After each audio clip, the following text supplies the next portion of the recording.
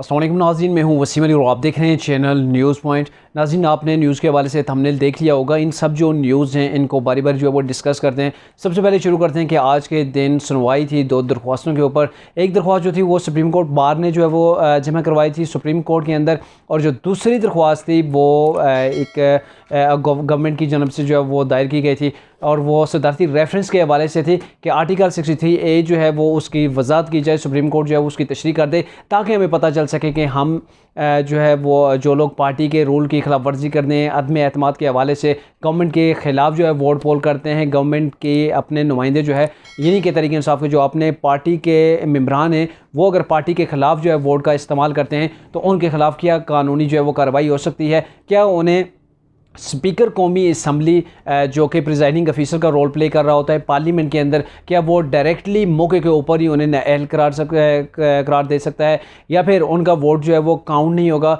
या फिर ताहयात उन्हें नाअहली होगी, या सिर्फ ये नाअहली जो उन्हें अगर नाअहल किया जाएगा तो ये नाअहली सिर्फ असम्बली को ख़त्म होने या असम्बली के तहलील होने तक जो है वो बाकी रहेगी। इन सारी चीज़ों की डिक्लेरेशन के लिए जो है वो सुप्रीम कोर्ट से हुकूमत ने रब्ता किया था। और दूसरी जो दरख्वास्त थी वो अमन ईमान की सूरत हाल की वजह से जो है वो सुप्रीम कोर्ट बार ने जो है वो जमा करवाई थी सुप्रीम कोर्ट के अंदर, और वो इस हवाले से थी कि पाकिस्तान के अंदर अदम एतमाद की जो तहरीक चली है उसके बाद गवर्नमेंट ने अपने तौर पर जो है वो जुलूस और बड़े जलसों का ऐलान किया है, और अब PDM ने भी यही किया है। और जो दरमियान में जो सिचुएशन क्रिएट हो गई थी कि गवर्नमेंट ने यह ऐलान किया था कि जो भी लोग हुकूमत के ख़िलाफ़ वोट कास्ट करने आएंगे उनको 10 लाख के मजमे से गुजर के आना पड़ेगा, और फिर वापस भी वोट कास्ट करने के बाद जो है वो उसी मजमे से बाहर निकलना पड़ेगा। तो जो कुछ वहाँ होगा तो फिर उसके ज़िम्मेदार वो होते हैं। ये गवर्नमेंट ने एक किस्म की एक धमकी दी थी। उसके बाद सुप्रीम कोर्ट बार ने इसके हवाले से एक एप्लीकेशन जो है वो जमा करवाई थी, और आज इन दोनों दरख्वास्तों पर जो है वो सुप्रीम कोर्ट ने समाअत की, और समाअत करने के बाद एक लार्जर बेंच जो है वो तश्कील दे दिया है, जो कि 24 तारीख को इसके हवाले से इन दोनों दरख्वास्तों के ऊपर जो है वो सुनवाई शुरू की जाएगी। और सुप्रीम कोर्ट ने यह कहा है कि हम चाहते हैं कि जल्द अज जल्द ये जो मामलात हैं इनको तय किया जाए, और हम कोशिश करेंगे जल्द से जल्द जो है वो सुप्रीम कोर्ट जो है इस मामले को निपटा दे। अब चूँकि ये मामला सुप्रीम कोर्ट के अंदर चला गया है और मे भी उसके ऊपर बड़ा टाइम भी लग सकता है, कम वक्त में भी फैसले हो जाते हैं। अब ये डिपेंड है सुप्रीम कोर्ट के ऊपर कि सुप्रीम कोर्ट इसके हवाले से क्या करती है, कितना टाइम इसके हवाले से लेती है। और इस मौका पर अटॉर्नी जनरल ने यह भी कहा है कि जो लोग, ये एक चीज़ की उन्होंने वजाहत की है कि जो ये कहा जा रहा है कि हम किसी को वोट कास्ट करने नहीं देंगे जो पार्टी के मेम्बरान हैं तहरीक इंसाफ के, तो उसके हवाले से उन्होंने ये बात क्लियर की है कि कोई किसी को वोट कास्ट करने से जो है वो नहीं रोक सकता है। जो भी कानूनी कार्रवाई होगी वो वोट कास्ट करने के बाद होगी। अब ये बात तो क्लियर हो गई है। अब ये आपको बताते चले कि ये जो नो कॉन्फिडेंस का जो मोशन था उसके हवाले से तहरीक इंसाफ ने इसको लटका दिया है, और वो इस मामले को जो है वो कोर्ट के अंदर लेके चले गए हैं। अब इससे किसको फ़ायदा होगा? चूँकि PDM इस वक्त मुतहद थी, PDM के पास जो है वो अच्छे खासे वोट भी बन चुके थे, और तहरीक इंसाफ के पास अभी तक जो न्यूज़ हैं उनके पास जो है वोट काफ़ी कम थे। इमरान खान साहब जो है वो पार्लियामेंट के अंदर जो है वो इस चीज़ को मुकाबला नहीं कर सकते थे PDM का, इसलिए उन्होंने अदालती मामलात के अंदर इसको लेकर चले गए हैं। और चूँकि वो ये जानते थे कि पार्लियामेंट के अंदर अभी उन्हें नाकामी हो जाएगी, इसलिए ये जो अभी का ये जो डिले हो रहा है, इस प्रोसेस को डिले करने की गवर्नमेंट की कोशिश है, उसकी वजह से तहरीक इंसाफ को काफ़ी हद तक फ़ायदा होगा। और जैसे जैसे टाइम बीतेगा PDM को ये चाहते हैं कि ताकि उस वक्त तक तितर बितर हो जाए और इमरान खान साहब जो है वो कामयाब हो सकें। ये एक किस्म की इसे आप सियासी चाल कह सकते हैं। जब तदाद कम हो तो फिर सियासी जो है वो मामलात के ज़रिए, सियासी चालों के ज़रिए से फ़तह अपनी पार्टी की फ़तह के लिए जो है वो कोशिशें की जाती हैं।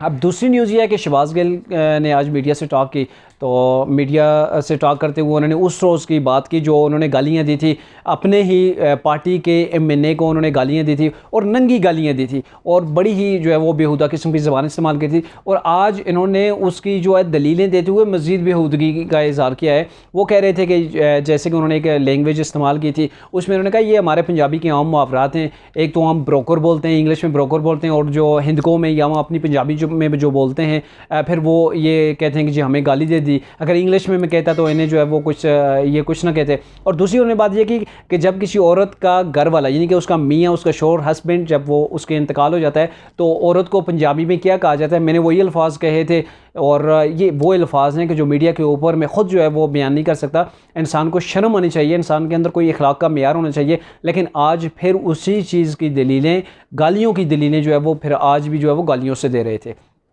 तो ये ऐसी सिचुएशन क्रिएट कर रहे हैं तहरीक इंसाफ के। और शहबाज गिल तो कोई मौका नहीं हाथ से जाने देते जब वो ऐसी लैंग्वेज इस्तेमाल ना करें। और अब तो वो मीडिया पर आते हैं, मुंह नहीं खोलते, पहले ही बंदा अंदाज़ा लगा लेता है कि आज इन्होंने क्या बात करनी है, कैसे जो है वो दूसरों पर तनकीद करनी है और कैसी जो है वो इन्होंने नंगी गालियाँ दूसरों को देनी है। तो ये आपका इनका जो है वतीरा बन चुका है। तीसरी जो न्यूज़ है बड़ी जो है वो बड़ी न्यूज़ है, वो है जंगीर तरीन ग्रुप के हवाले से कि जंगीर तरीन ग्रुप के 5 MPA जो है वो उन्होंने वज़ीर आला बुज़दौर से मुलाकात की है और वो वापस तहरीक इंसाफ के अंदर जो है वो शामिल हो गए हैं। अब चूंकि आपको पहले भी बताया था कि इनके जंगीर तरीन का जो ग्रुप है उनकी टोटल जो स्ट्रेंथ है MPAs की वो 16 है। MNAs का ऑलरेडी जो है वो उनका मुकमकाऊ या मुआहिदा जो कुछ भी आप कह लें वो PDM के साथ हो चुका है, स्पेशली मुस्लिम लीग नून के साथ हो चुका है। अब ये वो MPA हैं 5 जिनको टिकट की मुस्लिम लीग नून ने यकीन दहानी नहीं करवाई या उनके मामलात मुस्लिम लीग नून के साथ तय नहीं हुए। तो ये पहले से चल रहा था कि कुछ मेंबरान जो है तहरीक इंसाफ के पास जो है वो वापस पलट कर जाएंगे। अब 16 में से 5 चलेंगे तहरीक इंसाफ के पास और 11 जो है वो अब भी PDM के साथ हैं, जंगीर तरीन ग्रुप के अंदर मौजूद हैं।